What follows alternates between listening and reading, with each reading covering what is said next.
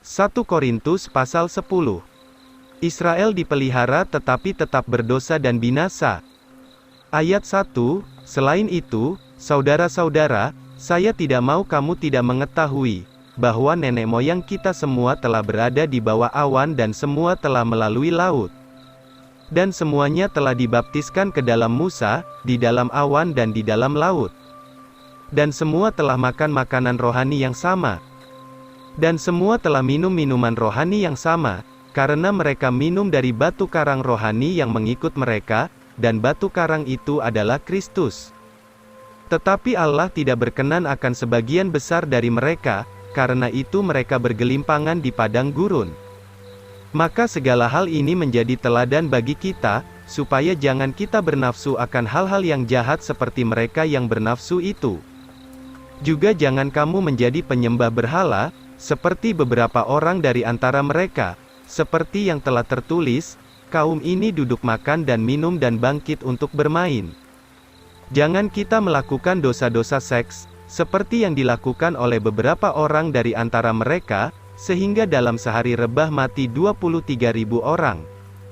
Jangan kita mencobai Kristus, seperti beberapa orang dari antara mereka yang telah mencobai Dia, sehingga dibinasakan oleh ular.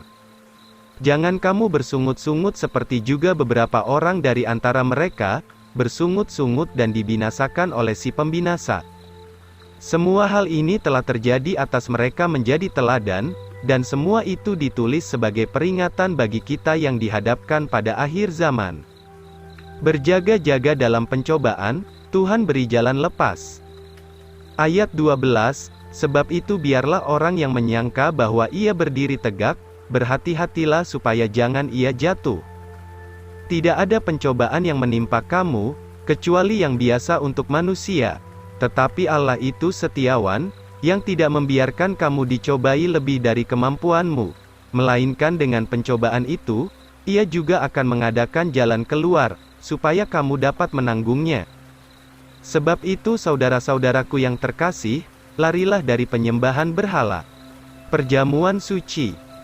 Ayat 15, saya berbicara seperti kepada orang yang bijaksana, pertimbangkanlah apa yang saya katakan. Cawan berkat yang kita berkati, bukankah ia itu persekutuan di dalam darah Kristus? Roti yang kita pecahkan, bukankah ia itu persekutuan di dalam tubuh Kristus? Karena kita yang banyak ini adalah satu roti yaitu satu tubuh, karena kita semua mendapat bagian dari roti yang satu itu. Lihatlah bangsa Israel secara daging, bukankah mereka yang makan dari kurban itu, adalah orang yang mengambil bagian dari mezbah itu? Lalu apakah yang akan saya katakan, berhala itu sesuatukah? Atau apakah yang dikurbankan kepada berhala itu sesuatukah? Tetapi barang-barang yang dipersembahkan orang kafir, itu dipersembahkannya kepada setan-setan, bukan kepada Allah, dan saya tidak menghendaki kamu bersekutu dengan setan-setan. Kamu tidak dapat minum dari cawan Tuhan bersama-sama dengan cawan setan-setan, kamu tidak dapat mengambil bagian dari meja Tuhan dan dari meja setan-setan. Atau kita bangkitkankah kemurkaan Tuhan, adakah kita lebih kuat daripada Dia? Tentang kebebasan pribadi dan penyembahan berhala. Ayat 23, segala sesuatu halal bagi saya, tetapi tidak semuanya berguna. Segala sesuatu halal bagi saya, tetapi tidak semua membangun. Biarlah jangan seorang pun mencari faedahnya sendiri, tetapi masing-masing mencari faedah orang lain. Apa saja yang dijual di pasar daging, makanlah tanpa bertanya-tanya karena perasaan hati. Karena bumi ini milik Tuhan dengan segala isinya. Jikalau seorang dari antara mereka yang tidak percaya mengundang kamu, dan kamu mau pergi, makanlah apa saja yang diletakkan di hadapanmu, tanpa bertanya-tanya dari karena perasaan hati.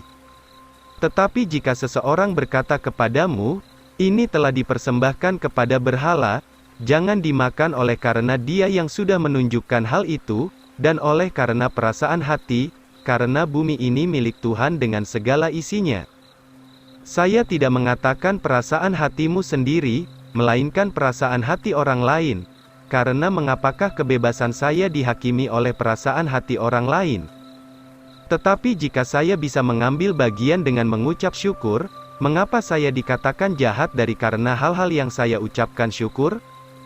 Sebab itu apa saja yang kamu makan atau minum, atau apa saja yang kamu lakukan, lakukanlah semuanya untuk kemuliaan Allah. Janganlah kamu menimbulkan syak, baik kepada orang Yahudi maupun kepada orang kafir, atau kepada jemaat Allah. Sebagaimana saya menyenangkan semua orang di dalam segala sesuatu, bukan untuk mencari keuntungan saya sendiri, melainkan untuk kepentingan orang banyak, supaya mereka boleh diselamatkan.